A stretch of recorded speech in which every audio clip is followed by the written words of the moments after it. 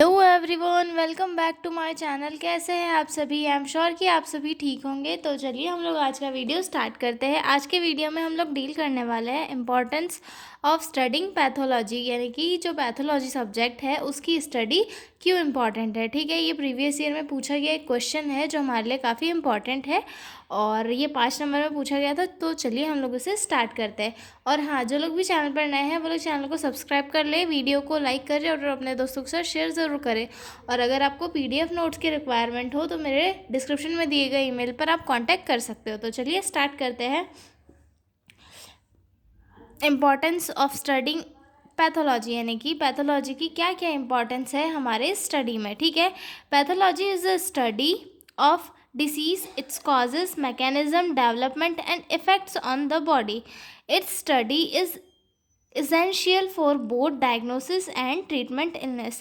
जो pathology subject है वो एक ऐसी स्टडी है डिसीज़ की जिसमें हम ये पढ़ते हैं कि जो डिसीज़ है वो कैसे हुई है, इसका मैकेनिज्म ऑफ एक्शन, इसका मैकेनिज्म क्या है, मतलब ये बॉडी में कैसे कैसे डेवलप होती है और इसका बॉडी पर क्या अफेक्ट पड़ता है। ठीक है, और बॉडी जो है इसको देख के मतलब जब डिसीज़ होती है तो उस टाइम पर बॉडी में क्या क्या चेंजेस होते हैं, बॉडी के जो भी ऑर्गन है जहाँ पे पर्टिकुलर डिसीज़ हो रही है वहाँ पर कौन कौन से चेंजेस हो रहे हैं, वहाँ की सेल्स में क्या चीज़ें बदल रही है, वहाँ के टिश्यूज़ कैसे डैमेज हो रहे हैं, सेल्स किस रूप में कन्वर्ट हो रही है, इन सारी चीज़ों की स्टडी हम लोग पैथोलॉजी में करते हैं। ठीक है, इसके पहले हमने क्वेश्चन देखा था इम्पॉर्टेंस ऑफ क्लिनिकल पैथोलॉजी और इम्पॉर्टेंस ऑफ स्टडिंग पैथोलॉजी, इन दोनों में डिफरेंस है। तो आप लोग एक ही समान क्वेश्चन इन्हें मत समझिएगा। ठीक है, pathology is the bridge between science and medicine, without it modern diagnosis and treatment would not be possible. Pathology जो है एक ब्रिज जैसे काम करता है साइंस और मेडिसिन के बीच में। विथाउट किसी भी विथाउट पैथोलॉजी डायग्नोसिस नहीं निकाली जा सकती और ना ही ट्रीटमेंट किया जा सकता है। पैथोलॉजी में ही जब स्टडी की डिसीज़ हो रही है तो उसी के अकॉर्डिंग जो है कोई भी डायग्नोसिस बनेगी और इसका ट्रीटमेंट होगा। और अगर हम जो डिसीज़ है उसका कॉज, साइन एंड सिम्टम्स, वो सेल्स पर जाके कैसे क्या वर्क कर रही है, वो सारी चीज़ें ही नहीं पढ़ेंगे तो हम लोग क्या क्या डिसीज़ का ट्रीटमेंट कर पाएंगे? नहीं कर पाएंगे। तो डिसीज़ कैसे हो रही है, ये क्या क्या चीज़ें कॉज कर रही है बॉडी में और कहाँ कहाँ पर कौन सा अफेक्ट कर रही है, कौन सा ऑर्गन डैमेज कर रही है, कैसे डैमेज कर रही है, इन सारी चीज़ों की स्टडी हम लोग पैथोलॉजी में करते हैं। और उन सारी चीज़ों की स्टडी करने से क्या होता है कि हमें उन डिसीज़ेस के डायग्नोसिस और ट्रीटमेंट में बहुत हेल्प मिलती है और पैथोलॉजी के थ्रू ही जो है हम लोग किसी भी डिसीज़ का ट्रीटमेंट कर सकते हैं। ठीक है, here are some point which explain us pathology study why important। मतलब यहाँ पे मैंने कुछ पॉइंट लिखे हैं जो आपको एक्सप्लेन करेंगे कि पैथोलॉजी की जो स्टडी है वो हमारे लिए क्यों इम्पॉर्टेंट है। फर्स्ट पॉइंट है अंडरस्टैंडिंग डिसीज़ मैकेनिज़्म, मतलब जो डिसीज़ है उसका मैकेनिज़्म हमें समझने के लिए पैथोलॉजी की स्टडी काफ़ी इम्पॉर्टेंट है। ठीक है, pathology help us understand how and why disease develop, यानी कि पैथोलॉजी के थ्रू हम ये समझते हैं कि जो डिसीज़ है वो कैसे और क्यों डेवलप हो रही है, मतलब किसी चीज़ की कमी से डेवलप हो रही है या फिर किसी वायरस बैक्टीरिया की वजह से हो रही है या फिर किसी अदर प्रॉब्लम की वजह से कॉज हो रही है। ठीक है, it explain changes at the cellular and tissue level, यानी कि जो पैथोलॉजी की स्टडी होती है इसके थ्रू हम ये समझते हैं कि जो हमारे सेल है और टिश्यू है उस लेवल पर क्या चेंजेस हो रहे हैं डिसीज़ की वजह से। जैसे कि हमारी बॉडी में जो है कैंसर सेल ग्रो हो रही है और वो कहाँ हो रही है, किस टाइप में हो रही है, उनका शेप क्या है, क्या वो मैलिग्नेंट है या फिर वो बिनाइन है, ये सारी चीज़ें हमें काय से पता चलेगी? पैथोलॉजी की स्टडी से पता चलेगी। यानी कि पैथोलॉजी जो है एक पर्टिकुलर ऑर्गन में, सेल में क्या क्या हो रहा है ये चीज़ें भी हमें समझाता है, जिसके थ्रू हम डिसीज़ के मैकेनिज़्म को समझते हैं। For example, understanding how the cancer cell grow help in designing targeted therapy, यानी कि हम पैथोलॉजी की स्टडी करते हैं कि पैथोलॉजी में ये स्टडी करते हैं कि सेल्स कैसे ग्रो हो रही है, और उसके थ्रू हम लोग ये डिज़ाइन करते हैं कि हमें जो पेशेंट है उसे उसको थेरेपीज कैसे देनी है और कौन सी देनी है।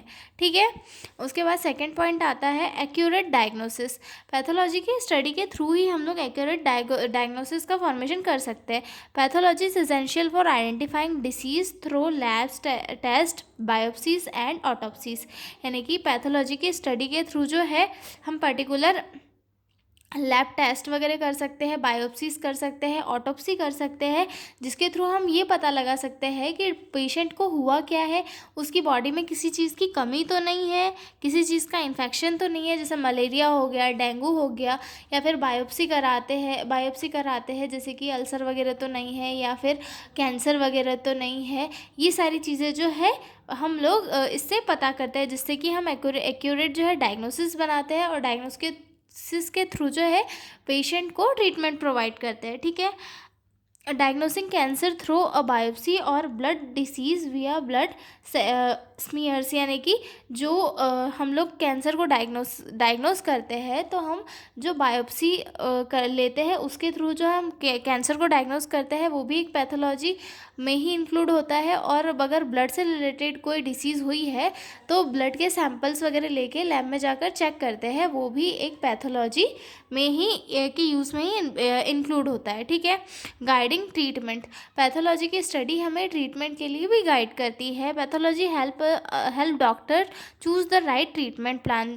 पैथोलॉजी की स्टडी से जो है डॉक्टर्स एक राइट ट्रीटमेंट प्लान को चूज़ कर पाते हैं। For example sensitivity test in microbiology tell which antibiotic will work, यानी कि जो किसी भी पेशेंट को देने से पहले कभी कभी जो है सेंसिटिविटी टेस्ट किया जाता है, जिससे ये पता चलता है कि कौन सा एंटीबायोटिक या कौन सा ड्रग किसी पर्टिकुलर पेशेंट को देना चाहिए ताकि उसे वो बेहतर तरीके से वर्क कर सके। ठीक है, उसके बाद फोर्थ आता है सपोर्ट ऑल मेडिकल स्पेशलिटीज़, यानी कि जो पैथोलॉजी है वो हर एक मेडिकल स्पेशलिटीज़ को हेल्प प्रोवाइड करता है, चाहे फिर वो कोई भी ब्रांच हो, सर्जरी हो, पेडियाट्रिक हो, या फिर कोई भी हो, ऑर्थो हो, हर किसी मेडिकल साइंस की ब्रांच को जो है पैथोलॉजी हेल्प करता है वहाँ के डिसीज़ के कंफर्मेशन में, डायग्नोसिस में और ट्रीटमेंट में। ठीक है, अगला पॉइंट आता है हेल्प इन रिसर्च एंड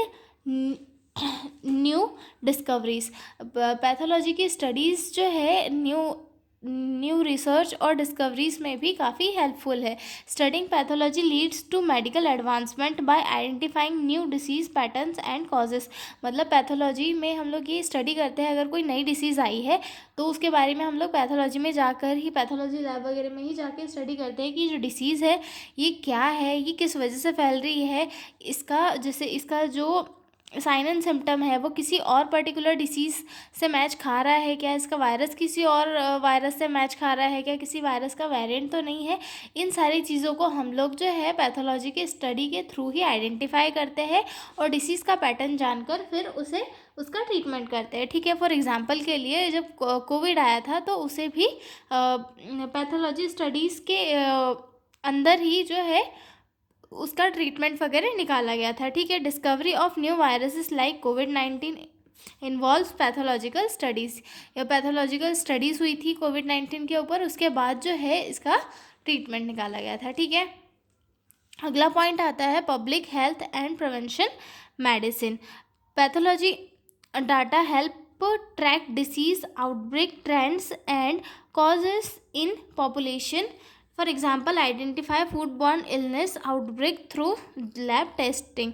मतलब जो पैथोलॉजी है, उस पैथोलॉजी का जो डाटा है उससे हमें किसी भी डिसीज़ के आउटब्रेक के बारे में भी पता चलता है। हम उसे ट्रैक कर लेते हैं कि पॉपुलेशन में कितनी डिसीज़ फैली थी, कितने दिनों में कितनी डिसीज़ फैली थी और कितनी डिसीज़ नहीं। फॉर एग्जांपल के लिए जैसे फूडबॉर्न के फूड पॉइजनिंग या फिर फूडबॉर्न इलनेस के जो केसेस है वो ज़्यादातर बारिश वगैरह में आते हैं, तो उस टाइम पे जो है सारे जो लोग जो है वो जाते हैं लैब टेस्ट करवाने कि फूड पॉइजनिंग तो नहीं हुआ है, हॉस्पिटल जाते हैं तो वहाँ के रिकॉर्ड से जो है हेल्थ डाटा का भी इवोल्यूशन हो जाता है कि पर्टिकुलर एरिया में या फिर कहीं पर भी जो है फूड के कारण इन्फेक्शंस हो रहे हैं, ठीक है।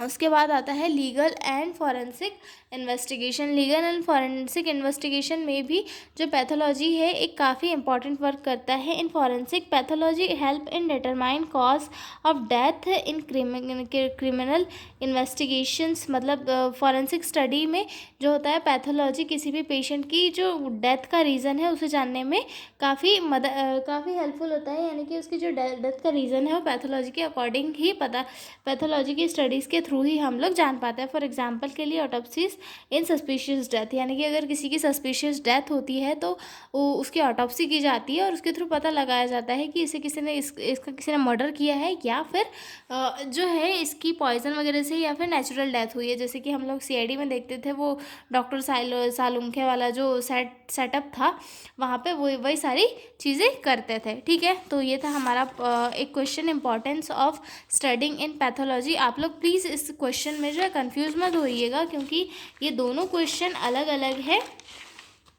इम्पॉर्टेंस ऑफ क्लिनिकल पैथोलॉजी अलग है और इम्पॉर्टेंस ऑफ स्टडिंग पैथोलॉजी, ये दोनों क्वेश्चन अलग है। तो आप लोग प्लीज़ इसमें कंफ्यूज मत होइएगा, ठीक है। तो हम मिलेंगे अगले वीडियो में एक नए क्वेश्चन के साथ। तब तक के लिए बाय बाय।